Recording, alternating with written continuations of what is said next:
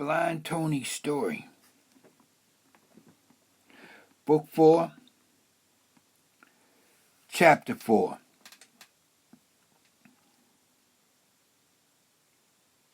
I once read a book by a man named Bo Lozoff where he told a story about a snake who wanted to change his karma. So he went to see a wise man and he asked him what he must do in order to change his life. Now the wise man told the serpent, "Stop biting people." Now this sounded like good advice to the snake, so the snake decided to try it. And eventually the wise man saw the snake lying beside the road, beaten, bloodied, and dazed. And he asked him what had happened. And the snake told him that he had followed his advice and stopped biting people. But then the people started throwing stones at him, chasing him, and beating him with sticks. The wise man replied, "I never told you not to hiss." Anyway, my life revolved around Apollonia, music, karate, and drugs. I started spending a lot of time with a man named William Horton. And although we shared the same last name, we were not related. Although we did tell people that we were brothers, and sometimes we told them we were cousins. Actually, we had grown up together and were bonded by more than just our last names. Remember that boy that I used to share my bologna sandwiches with, whose father used to serve him fish head soup 3 or 4 times a week? Well, this was him, and his nickname was North Road. Times had changed for him, too.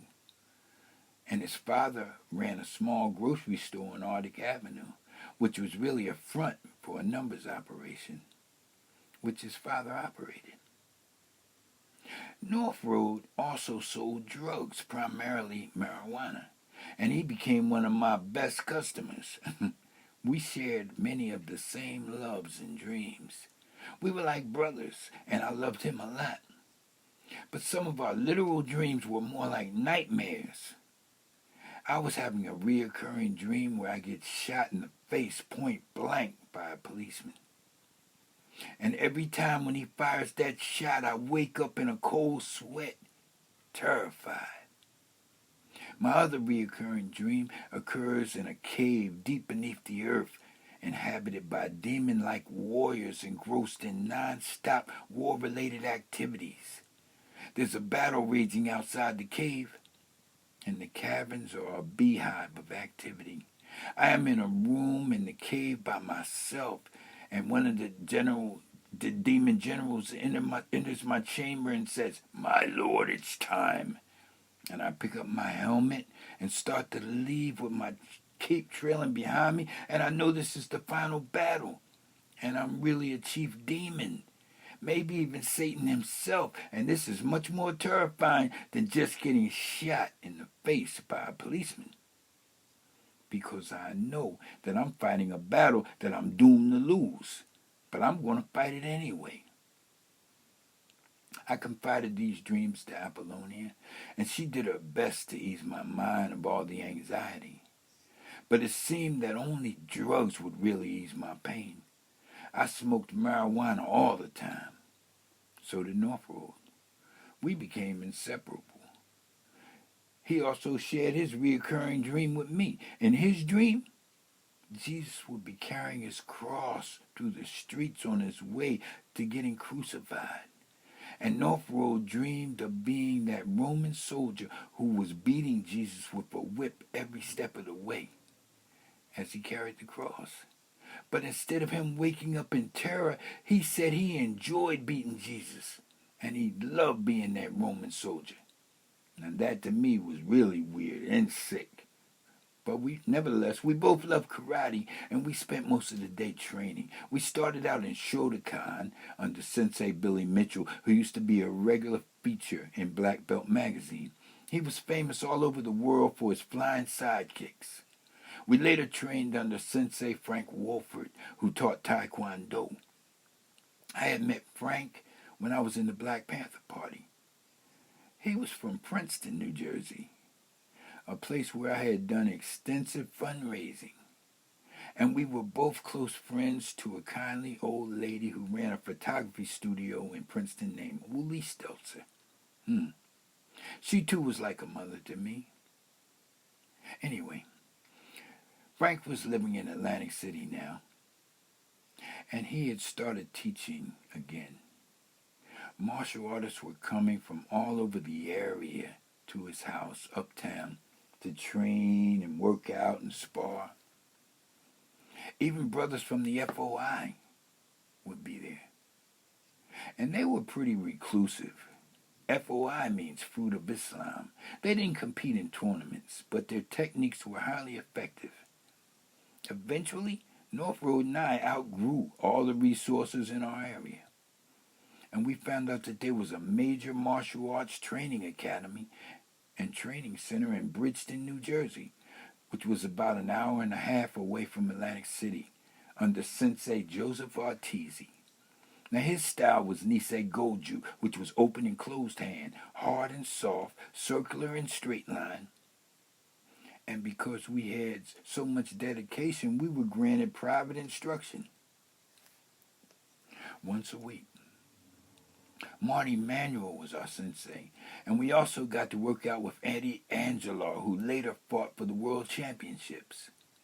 Sensei Arteezy was featured on Wide World of Sports every year. He was famous for breaking a 500-pound block of ice and having a hunting arrow placed against his neck and pushed until it just snapped. Dynamic tension was one of his specialties. Marty Manuel got injured in a car accident, and he ended up confined to a wheelchair, but still he continued to teach. Anyway, I had converted the garage and the attic in Bungalow Park into training areas, and the arts became a way of life for me in North Road. His weapon and specialty of choice was Tangfa, and mine was Nunchaku. I made it to the finals in several state-sanctioned tournaments and was mentioned in Black Belt magazine. But injuries outweighed the reward, so I stopped competing. Still, I will always have a special love for the arts, and I still try to stay loose and in shape. Apollonia was still the center of my world, but between her schooling, my drugs, music, and karate, our time together was becoming more and more scarce. And when we were together, it just wasn't the same anymore. We were maintaining an outer facade, but behind closed doors, especially in the bedroom, the fireworks no longer existed. Sometimes, in the beginning, you do things that are spurred on by passion, but later they're done out of habit and routine, and they become devoid of intensity. Such was our love life, though we still had sex at least once a day. Apollonia had taken a job in the evenings as a waitress at the Smithville Inn, which was a historical tourist area with a variety of activities in Absecon, New Jersey, which was about 30 minutes away from Atlantic City. And I would drop her off and then pick her up when she got off from work. My brother Mike also worked there, and Apollonia had a friend named Eddie who I also used to drop off and pick up.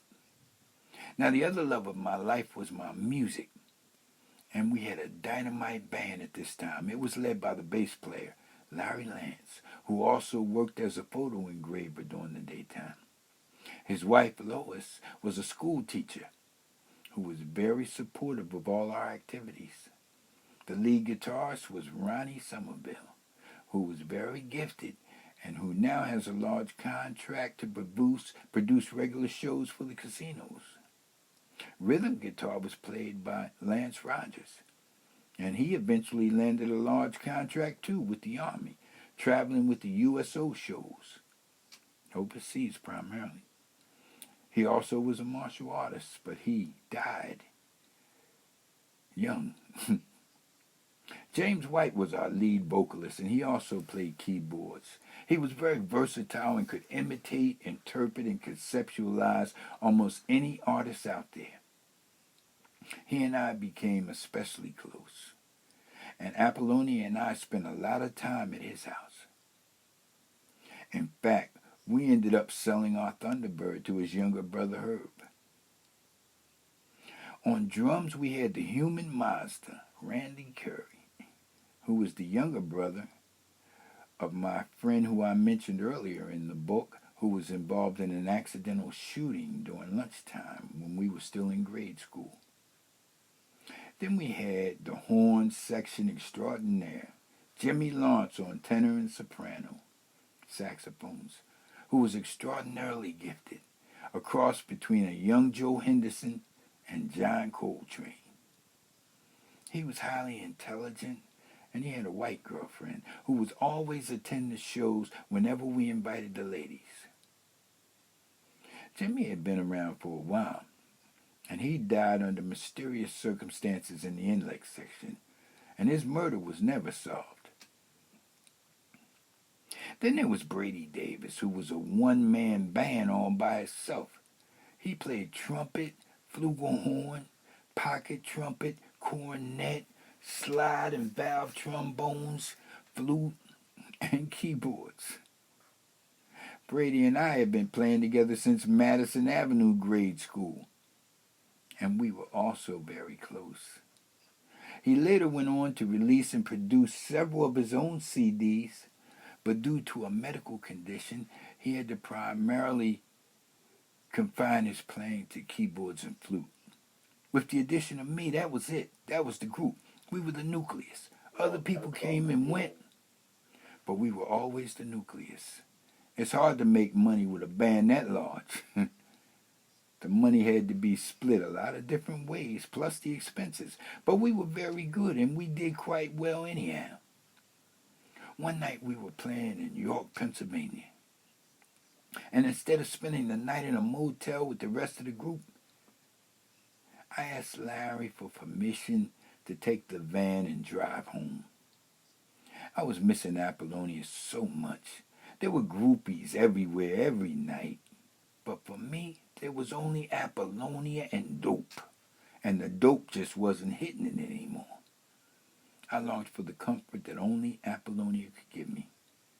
I arrived home at about 6 in the morning, and much to my surprise, our car wasn't there, and neither was Apollonia.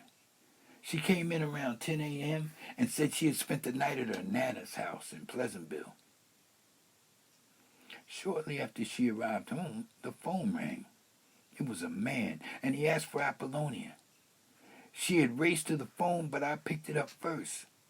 And I asked who it was, and she snatched the phone out of my hand and said, "Don't be asking who's calling for me." So I knew right then and there what time it was.